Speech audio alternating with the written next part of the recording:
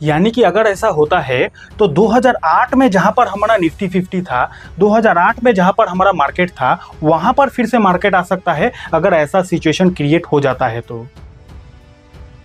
दोस्तों, इलेक्शन के वजह से हमारा शेयर बाजार में ना बहुत बड़ा क्रैश आ सकता है। इनफैक्ट मैंने जब इस न्यूज़ को देखा ना, तब से तो मेरा भी दिमाग खराब हो चुका है। दरअसल बात यह है कि कुछ दिन पहले ही मैंने इस वीडियो में आप लोगों को सिखाया था कि जब भी इलेक्शन सामने आती है उस समय हमारे शेयर बाजार में अलग अलग रिपोर्ट आते रहती है। ठीक है, तो अभी के टाइम में भी बात कुछ ऐसा ही हुआ है।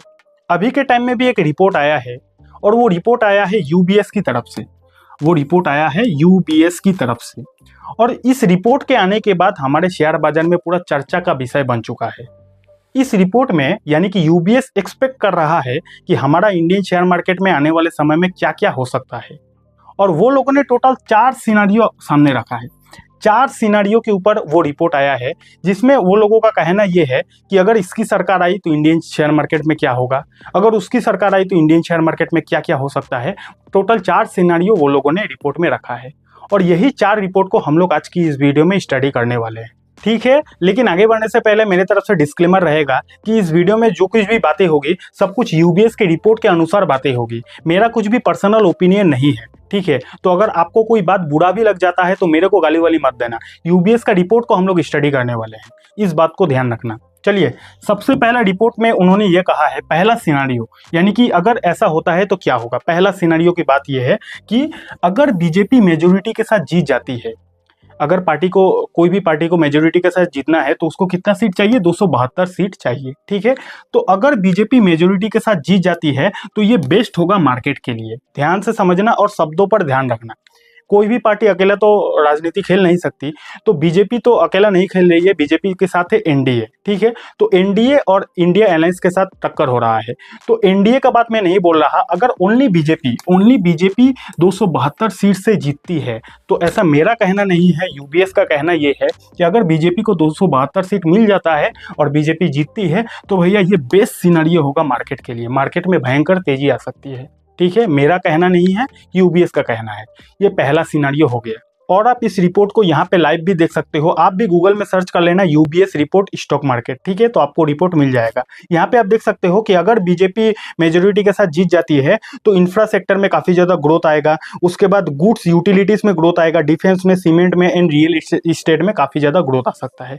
ठीक है, तो ये पहला सिनेरियो है। उसके बाद सेकेंड सिनेरियो की बात करते हैं। सेकेंड सिनेरियो में वो लोगों ने रिपोर्ट में ये लिखा है कि अगर एनडीए मेजोरिटी के साथ आ जाती है बिना कोई सिंगल पार्टी मेजोरिटी। इसको ध्यान से समझना। पहले वाला सिनेरियो में वो लोगों ने क्या कहा था कि अगर बीजेपी को पर्सनल 272 सीट मिल जाती है, ये सिनेरियो मार्केट के लिए सबसे बेस्ट हो सकता है अगर बीजेपी को 272 सीट मिलती है। ये पहला सिनेरियो।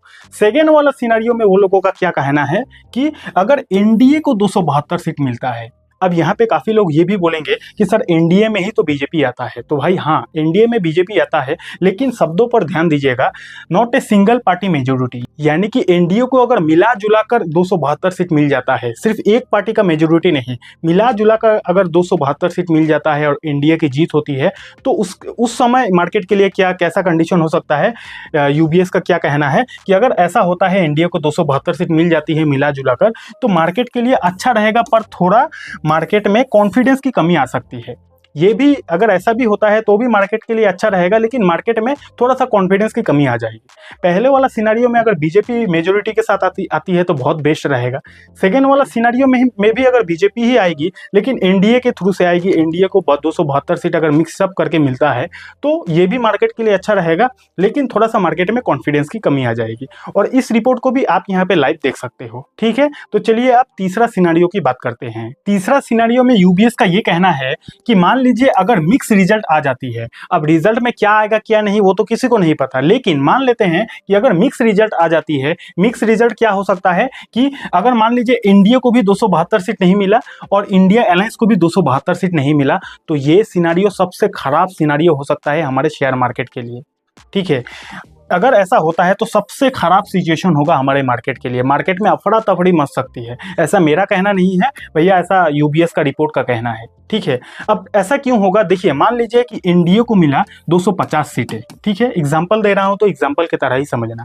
मान लेते हैं एनडीए को मिला 250 सीटें और इंडिया अलायंस को भी मिला 250 सीटें। अगर ऐसा हो जाता है भैया, सबसे खराब सिचुएशन होगी। क्यों? क्योंकि आप थोड़ा सोचो कि जीतने के लिए चाहिए 272 सीटें, और अगर दोनों पार्टी को 250 सीट मिल जाता है तो क्या होगा, बाकी बचा हुआ 22 सीटों के लिए ना मार्केट में अफड़ा तफड़ी मच जाएगी। वो उसको खींचेगा, वो इसको खींचेगा, मार्केट में पूरा पॉलिटिक्स शुरू हो जाएगा, और पॉलिटिक्स शेयर बाजार को बिल्कुल भी पसंद नहीं है। ठीक है, तो ऐसा यूबीएस का कहना है कि अगर मिक्स रिजल्ट आ जाती है, अगर इंडिया को भी 272 सीट नहीं मिलता, अगर इंडिया अलायंस को भी 272 सीट नहीं मिलता, तो सबसे खराब हो सकता है शेयर मार्केट के लिए।